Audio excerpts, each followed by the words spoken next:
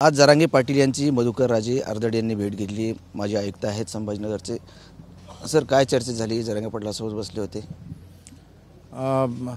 मनोज भाऊशी आज मराठा आरक्षणाच्या अनुषंगाने ज्या काही प्रलंबित मागण्या आहेत समाजाच्या त्याबाबत थोडी डिटेलमध्ये चर्चा झाली। त्याचं कारण असं की मराठा आरक्षण समिती न्यायमूर्ती शिंदे समितीची जी शासनाने फॉर्म केलेली आहे त्याचा मी सदस्य सचिव होतो।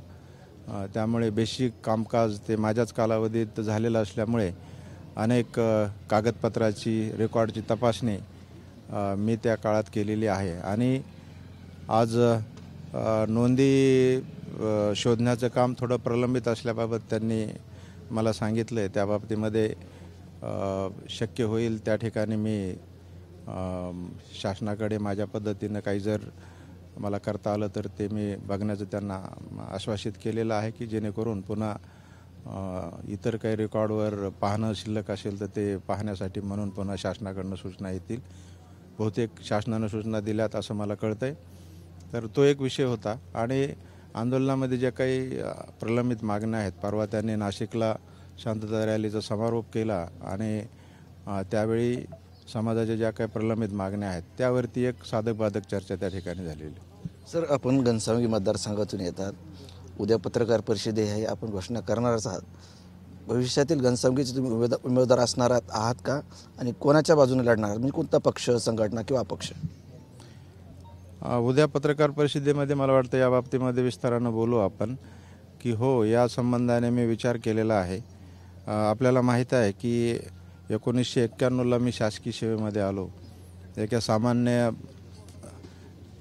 कुटुंबातून मी त्या ठिकाणी आलो की जसं ज्या गावामध्ये पाऊस पडो अथवा न पडो त्या ठिकाणी 7 जून नंतर बसही जात नव्हती, अशा ठिकाणाहून मी उपजिल्हाधिकारी या पदापर्यंत गेलो। अनेक पदावरती काम केलं, अनेक विषयाचे अनुभव घेतले, अनेक प्रकारच्या ट्रेनिंग घेतल्या, राज्यात घेतल्या, राज्याबाहेर घेतल्या, परदेशात घेतल्या आणि त्यामधून लोककल्याणाच्या अनेक योजना कशा प्रकारे असू शकतात, राबवता येऊ शकतात किंवा त्यामध्ये अडचणी आल्यानंतर त्यावर आपण कशा प्रकारे मात करू शकतो आणि विविध शासकीय खाते मी विभागीय आयुक्त म्हणून या ठिकाणी हाताळलेले असल्यामुळे खास करून मराठवाड्यामध्ये 8 जिल्ह्याचे जवळजवळ सगळे विभाग मी या ठिकाणी हाताळायचो।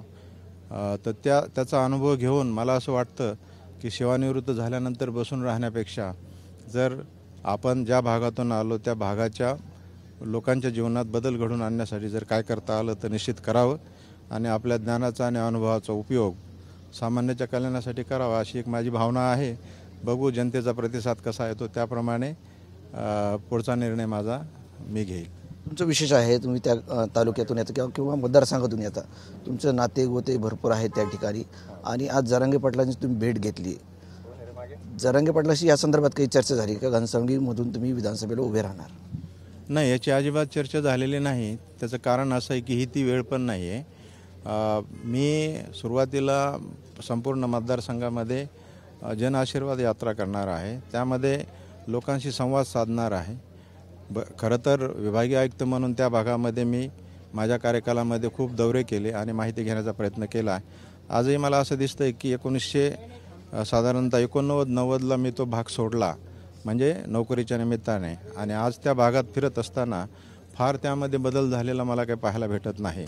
शाळेची अवस्था बघा किंवा आरोग्य केंद्राची अवस्था बघा, इव्हन रोजगार जे एम्प्लॉयमेंट आहेत त्याचं बघा किंवा विजेच्या अडचणी बघा, इव्हन कृषी क्षेत्रामध्ये सुद्धा आपण जर बघितलं तर तेव्हाची पिकं आणि आताची पिकं जवळजवळ सारखीच असल्यासारखे मला दिसतात।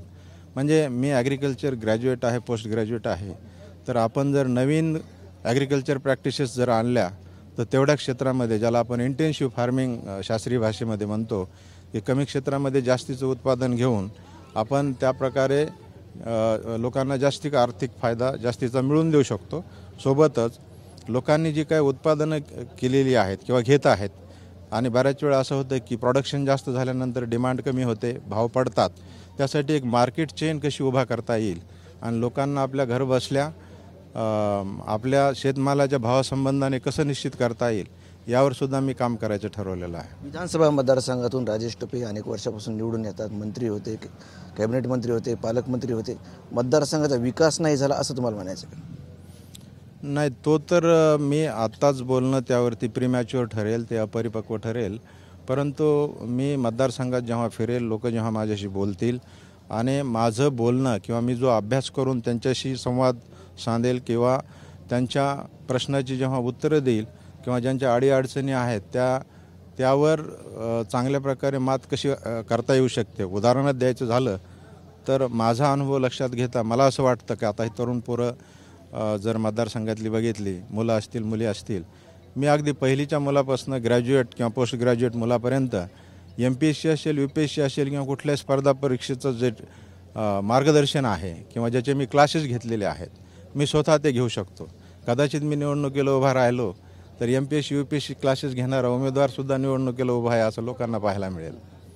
नक्कीच होते मधुकर राजे अर्दड आणि घनसावंगी विधानसभा मतदारसंघातून राजेश टोपे यांना कडक आव्हान यावेळेस भेटणार असं दिसतंय. कॅमेरामॅन हर्षल निकमसह संजय सरोदे, TV9 मराठी, अंतरावली सराटी, जालना.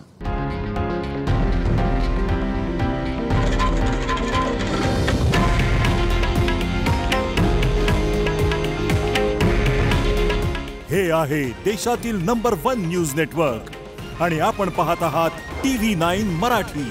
काळजी तुमची, हित महाराष्ट्राचं.